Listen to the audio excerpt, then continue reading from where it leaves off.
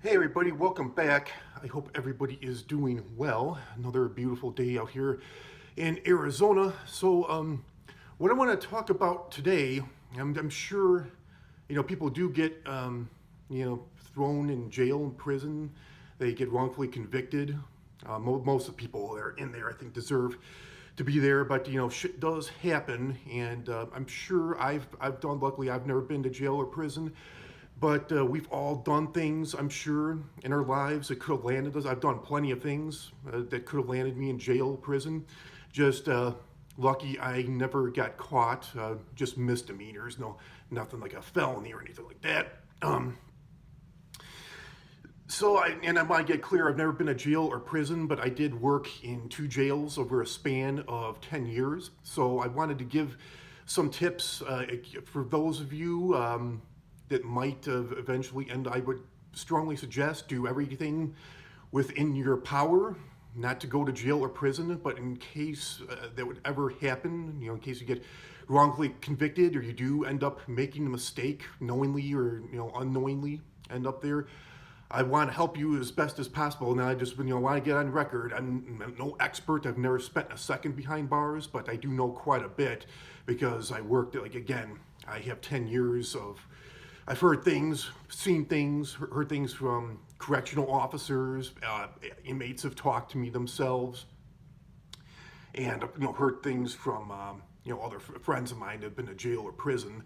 So I'm going to try to give you all the advice I can to make it, and I definitely suggest you might be saying to yourself, "Oh, I don't have to worry about that," but still, I would definitely take note of this because it can help you if you ever end up in that situation. But my advice to you is try to never end up in the situation.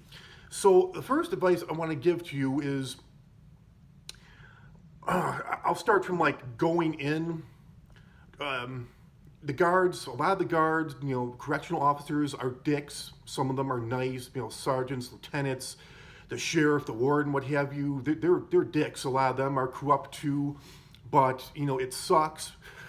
But just give them as much respect as possible because it'll make your time easier. If you disrespect them, it's gonna make. Just checking the time here. I want to make sure that I'm on track before I go to work. Sorry about that. So just try to be on your best behavior. It'll make your time better. If you disrespect them, if you get in trouble, it's just going to make your time harder.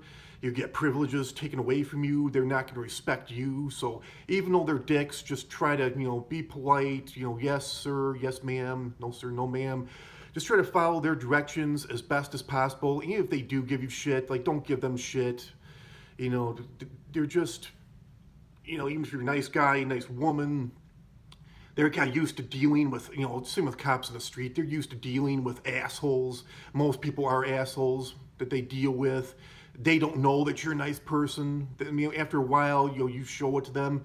Maybe they'll start treating you nicer, but, it's just in your best interest to try to follow their directions as best as possible. Give as most respect to them, even though they may be treating you like an ass, treating you like a dick.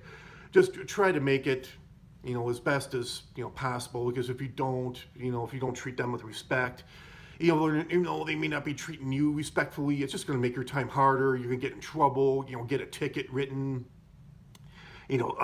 be under more disciplinary issues.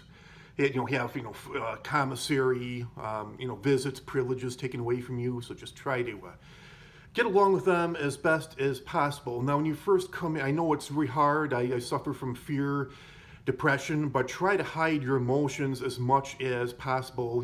If you're depressed, if you're angry, just try to act as calm as possible. Try not to cry.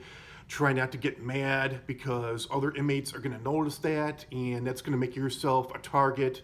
They're going to see you as somebody that they can, push your buttons, that they can take advantage of you. So try to hide that as much as possible. And if you are in a happy mood, I would try to keep that to yourself too, because other people might be in a bad mood because they're inside those walls, and they might get pissed at you just because you're happy, laughing, smiling, what have you. even if you enjoy, let's say maybe a meal there, even if you're like, oh, this spaghetti and meatballs is really good. Oh man, this is better than meatballs, like, spaghetti and meatballs I get home. Yeah, I would just try to keep to yourself as much as possible. Even if people are being nice to you, be on guard. Be on guard. Question because there are good people in jail, and they might they might realize that you're a good person. They might realize that you're not experienced if you're a first timer. So, definitely be aware to be on guard about that. Ask yourself, why is this person being nice to me? Sometimes people are nice to you and they got some type of motive that they're going to try to say, hey, I did you these favors, now come on, you got to do something for me, you got to help me out, you got to give me some of your food, you got to you owe me something. So just be aware they might try to talk you into if your family members, friends are sending you money, or maybe they're not in jail but in prison, like the guys can get TVs. They might try to talk you into getting like a TV. Your cellmate or cellmates, they might try to talk you into, hey, we don't have a TV in here, why don't you get a TV? If your family friends are sending money, why don't you talk them into talk your mom into getting a TV for us. So just be aware of that. They might expect favors. And as far as race, there's people of all races in jail, prison. From what I heard is when you first get in there, do not associate with people. If you're white, stick to the white people. Don't, so at least at first, don't associate, because that, that could be a gang-related thing too. I'm going to talk about that in a minute. Don't join any gangs, but first, stick to your own kind. I'm not trying to sound racist by saying that, but that's the safe way to go, because like, let's say if you're white and you go into jail, you start hanging around with the black people or the Hispanic people. The white people that could make you a target, because they might see, if there's white people in there that are racist, that don't like black people or Hispanics, whatever race is in there, they could take that as like a personal attack on them, and they might want to, attack you, might want to beat you up for that. So at least when you first come in, just stick to your race if you can, and do not join a gang. Do not join a gang. Some gang members, they'll say, "Oh, I'll protect you," but don't do that, because more than likely they're going to want you to do things that could get you into more trouble. That could get extra charges on you. They have, you have an initiation. They might make you hide contraband, weapons, things like that. Again, they might want favors.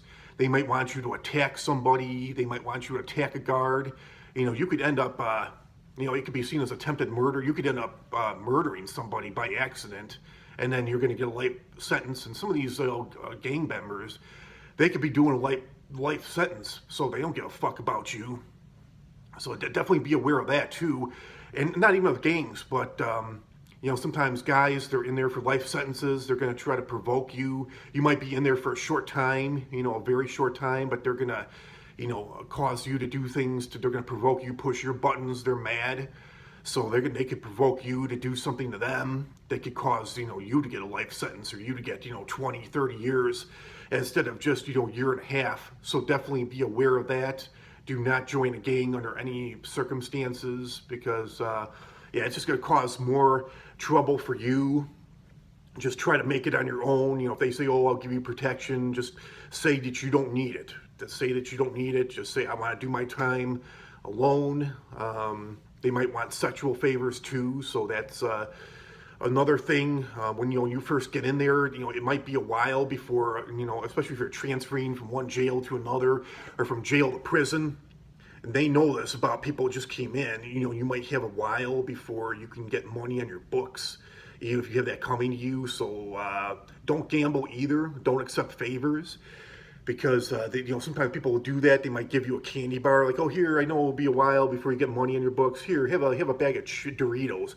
Have a candy bar. Don't accept it, because you might end up having to repay that, and you might have to repay that through sexual favors. You might have to repay that, And you may not. Sometimes these guys can make up their own rules, like, oh, if I give you a candy bar, and if you don't get money in your books for a month, oh, you owe me 100 candy bars, you owe me 100 bags of chips, and you may not be able to repay that. And again, that could make you a target to be attacked, to be disliked. So yeah, don't do that.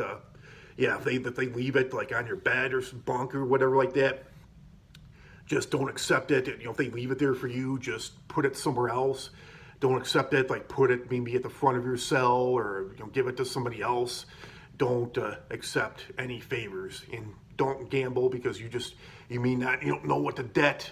Especially if they slap on interest, it can make up their own rules. You don't know what it could be. So just yeah, don't gamble. Don't join gangs. And don't accept any favors, and don't allow yourself, from what I've heard, rape, sexual assault doesn't really happen. I guess it depends on the jail, the prison, the level of security. Obviously, there's minimum security, medium, maximum security. Suppose from what I heard, that kind of shit is rare, doesn't happen a lot, it's not very common. I don't really know about that. I've heard about it happening from time to time, but yeah, don't allow yourself to, be, don't sell yourself out like that. Fight, and if you get beat up, if you lose a fight, hey, at least, because if you give into that, that's going to make you look weak, and then more people are going to notice, more people are going to hear, word's going to get around, more people are going to hear about it, and that's just going to make you an easier target. And even if you do lose a fight, hey, at least you tried. That's going to make you look stronger, and fight for your life.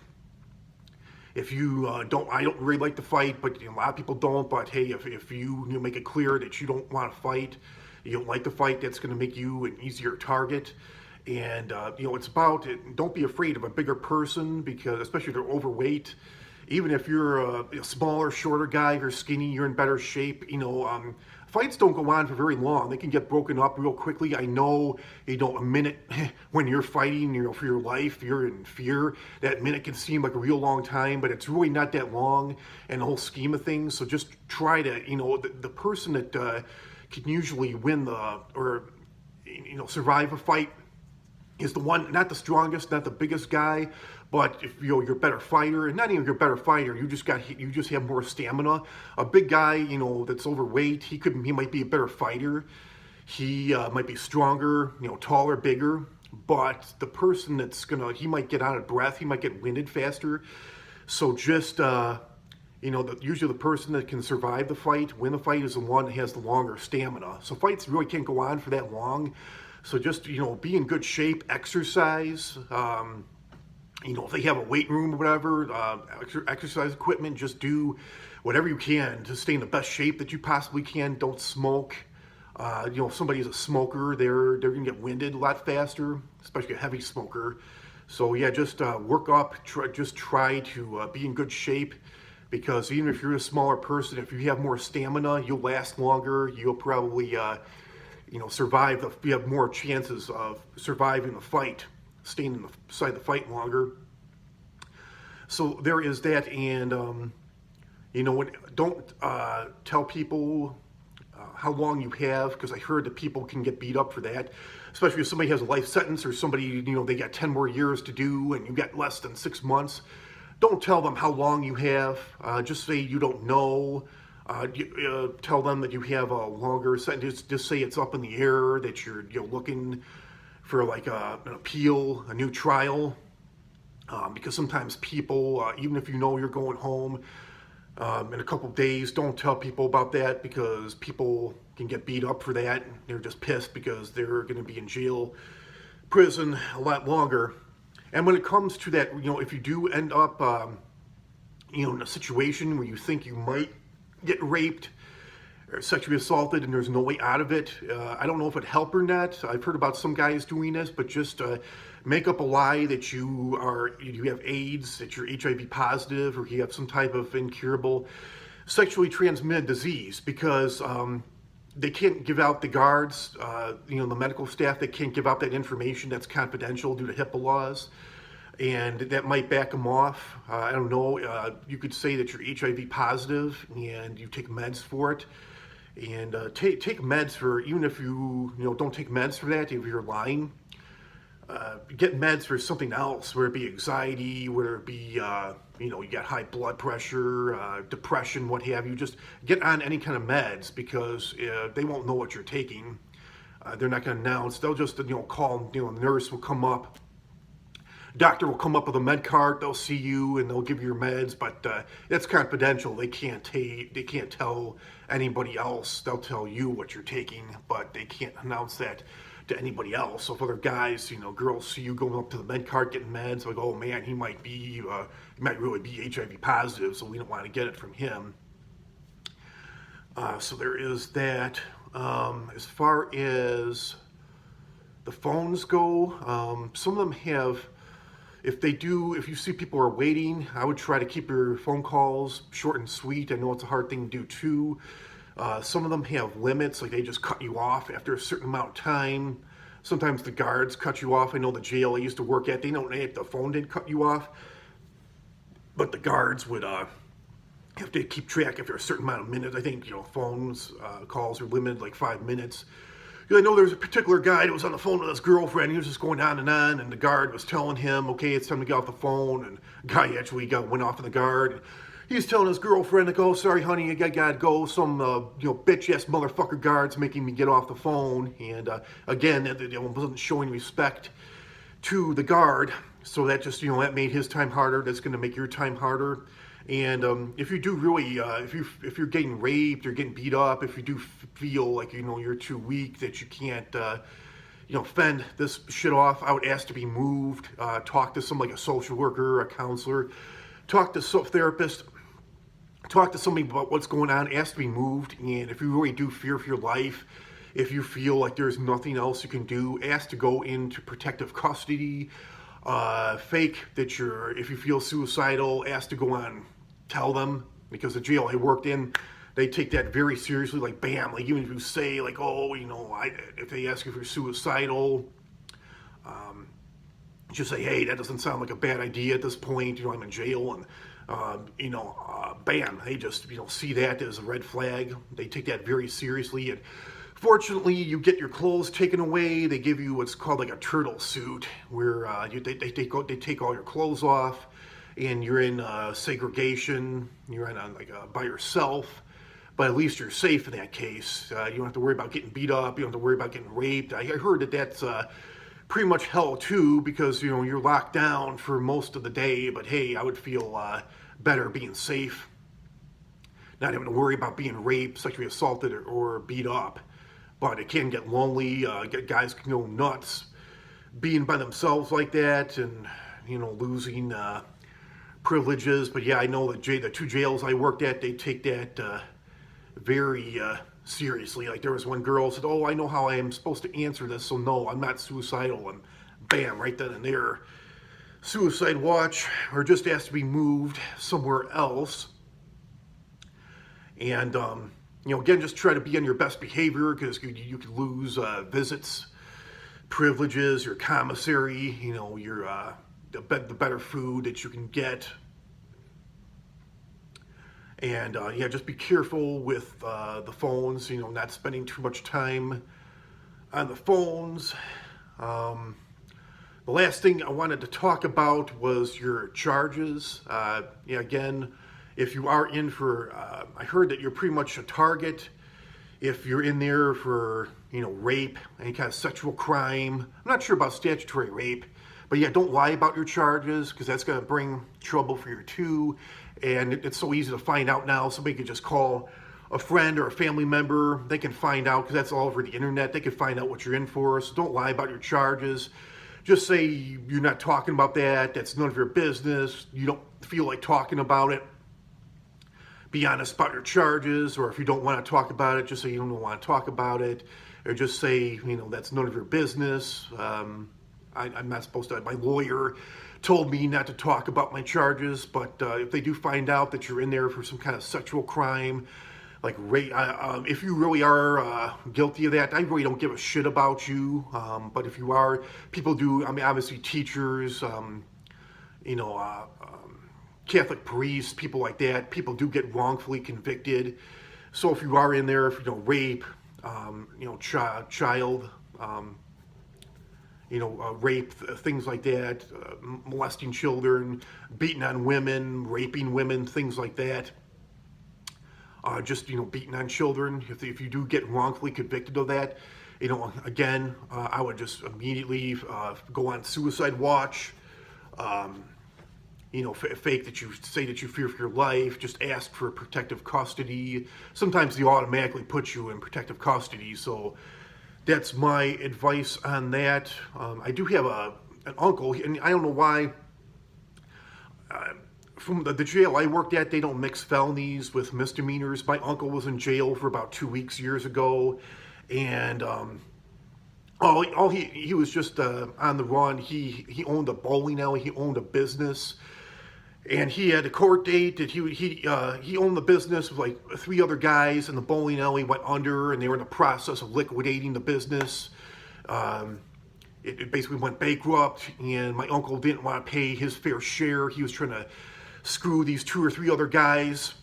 He's kind of a tightwad, and he didn't want to pay for his fair share of the debt for liquidating the business. So he was on the run for about a month. He was hiding out, and he didn't want to pay, his fair share of liquidating the business. He just thought that he was gonna run, and they were gonna forget about it, leave him alone. But obviously they didn't. He was hiding out, going from house to house, and it was causing, my cousins felt sick about it. My aunt, his wife, felt sick. They were depressed, felt sick to their stomachs. I know my aunt, in a matter of time, a short period of time, she was actually a little on the heavy side, a little overweight, and all of a sudden she looked like anorexic. Man, she lost like 30 pounds in a very short period of time. I think she wasn't eating. She wasn't even like drinking water because she felt that sick to her stomach. She was in instant depression. So my uncle, I think his guilt kicked in, so he got tired of running. So he just turned himself in, and he was in this Cook County jail in Chicago. And from what I heard, it is a county jail, but it houses Chicago is a very violent city, a lot of gang problems, a lot of violent criminals, long-time violent criminals. So from what I heard, that is actually more, and there's like thousands of inmates in there. And so from what I heard, it is like more like a prison. Because this jail I worked at, they had like 50 to 60 guys in a cell block. But this prison, there was a documentary about it. This jail, Cook County Jail, it was more like a prison. And from what I heard about the documentary I saw online and on TV too, it's actually more like the size, the capacity of a prison. And just a holding cell alone, it's like a fenced-in area. It's like a bullpen, I think they call it. And there were like 50 to 60 guys just not even in a housing area, but just in a holding cell alone. Correctional officers there have gotten stabbed. They've had hot water. Inmates would heat up hot water in a microwave. The officers are just doing their rounds, just checking, every 15 minutes to make sure everybody's okay. They've had hot coffee, hot water thrown at their faces. Drugs have been smuggled in there, so it's actually more, it's a county jail. It's more like the mentality of a prison. And, I don't know if it's different now, but I know the jails I worked at, they didn't house felonies with misdemeanors. So obviously my uncle was on the run. He turned himself in, and he was in this Cook County jail for like 2 weeks. I think a little shorter, 2 weeks, like 9 or 10 days. And he was actually in a holding cell with 2 guys that were in there on murder charges. Luckily, they were nice to him. They knew. That's the other thing too. Like, don't tell people if it's your first time in jail, prison. Don't tell them that you're new, that you're a first timer, because that way, if they know that you're new, it's your first timer. Especially if you're young, it's gonna make you more of a target. I'm not sure if I think they can. Sometimes they can catch on. Sometimes they can just tell you don't know the system. So I think my uncle, I think they could tell that he really didn't know the system. And luckily, these guys, I don't know if they actually murdered people or not. That's what their charges were. I don't know if they were just suspects, but anyways, they were really nice to my uncle. They knew that they could tell that he was a good guy, and I guess they felt guilty for him, knowing that he was a good guy, that he wasn't a hard-time criminal. So they were real nice to him. They told him like who to watch out for. They told him when to take a shower, when not to take a shower, because I guess they knew when certain guys were in the shower that might, possibly rape him. Same thing with the lunch, the meal times. They told him like who to sit with. I think they did offer him protection, and I think they told him, who to sit with, who not to sit with. All this shit, like who to not to even look at, not to make eye contact with.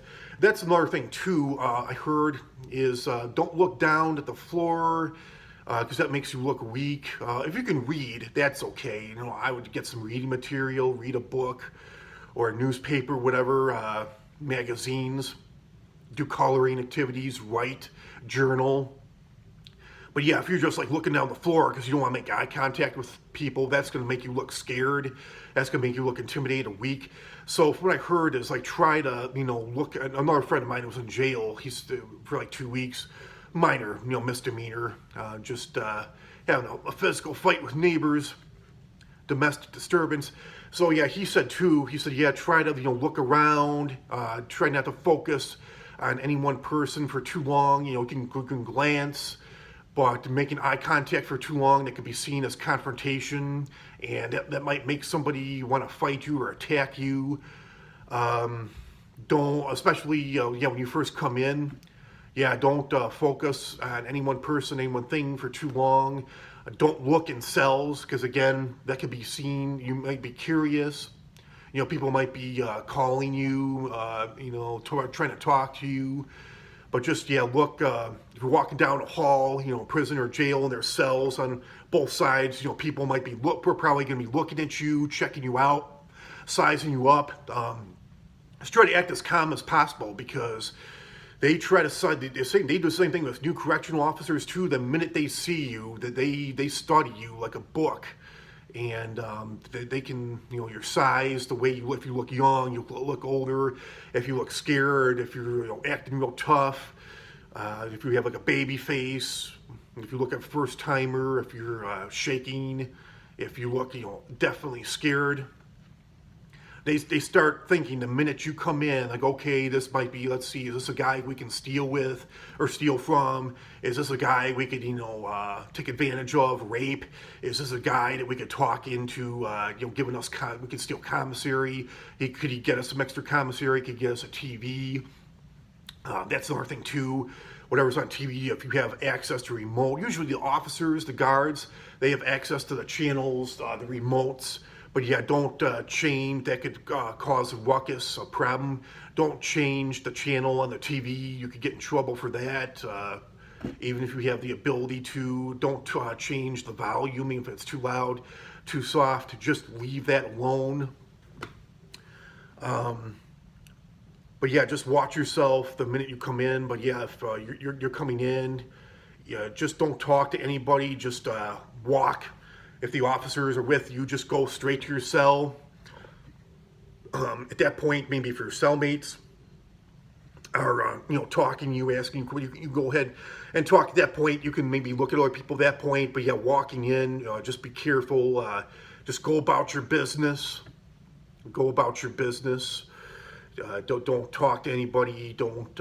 People might try to get your attention by whistling or catcalling, going, "Woo! Look at this! Look at this fresh piece of meat." Yeah, don't respond to that. Just ignore that, because again, if you give in, that's going to give them the satisfaction that they want. So just go about your business.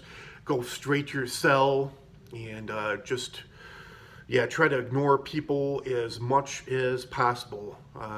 Especially when you first come in, just really, that's the best advice I can give to you, is just really be on guard.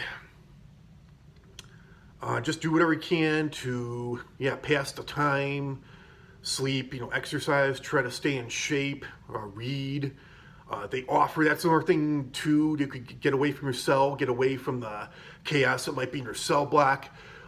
Depending upon your charges, depends on what you can do, but do things to pass the time, because if you just stay in your cell, that's gonna make your time slow as possible. If you do have to stay in your cell, sleep, exercise, do things, coloring, reading, journaling, do whatever you can to pass the time. This is what they call coping skills. Go into the kitchen, gain skills too. If they offer, a lot of these prisons, jails, they offer GED programs. Especially if you're not educated, hey, take the better chances you have of getting a job when you're out. Get it if you can. Get a college degree. If they offer vocational programs like trades, learning how to do like telemarketing, contracting, maybe plumbing, electrical work. Any of that stuff that they can offer, any skills that you can get. Hey, if you can get it for free, go for it. Just go for it. Take advantage, because that stuff is pretty expensive on the outside, and it's cheaper, and it may not be the best care, but yeah, get your. If you need dental care, obviously, medical care, you're kind of limited as to what you can get done in there. But yeah, definitely get that. That's cheaper in there than on the outside, though it's maybe not be the best care. But yeah, get that shit taken care of, and yeah, get a GED. If you don't have a GED or high school diploma, get that. Get educated. If you're not educated, get educated. Get more educated. I'm not sure how high you can go. I know I've heard of some people getting associate degrees in jail. A lot of vocational programs. Like the jail I used to work at, not when I worked there, but now like they have the new sheriff that took over. They always had a GED program, but now they have like a spare cell block that they used to use. They don't use anymore due to a lower census. They got rid of some federal inmates, and now they use that area for forklift driving, forklift certification. So yeah, any education, work in the kitchen. You could I don't know if they actually offer. You could, if you don't know how to cook. There's always restaurants looking for cooks, chefs. So yeah, if you don't know how to cook, or if you want to learn more about cooking, baking, definitely do that. The jail I worked at, some of those guys, which though not very fun to be working that long, but they call them trustees. They worked in the kitchen. Sometimes they would be in there 12, 14 hours a day. I mean, hey, that's a long day. It may not be fun. I wouldn't, as much as I love cooking and baking, I would not want to be on my feet 12 to 14 hours a day, especially without a break. But hey, it's definitely safer in there, and you're definitely with inmates who are more likely less violent, less trouble. I definitely would take that over being in a cell all day. It definitely make me feel safer.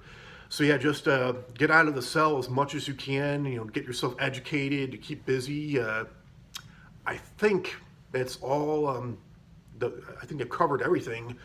I think that's the best advice I can offer. So yeah, my advice to you is stay out of jail, stay out of prison. But if you do happen to go there, I'm really sorry if you made that choice to commit a crime to go there, if you get wrongfully convicted, if you're innocent. But yeah, just take my advice and put that into works as much as possible. But yeah, just stay in shape, take advantage of be strong even though it's hard.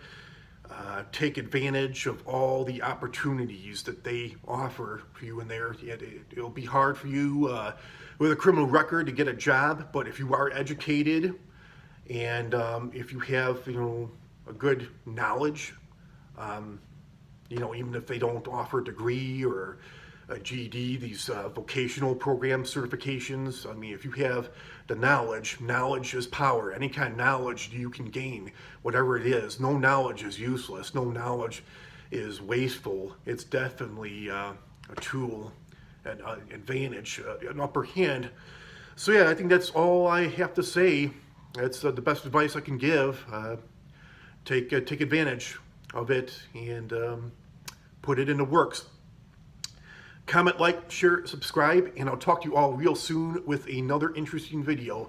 Hey, have a great day, everybody. Love you all for your support. Have a great day, rest of your week, and a great weekend coming up. See you all real soon. Bye.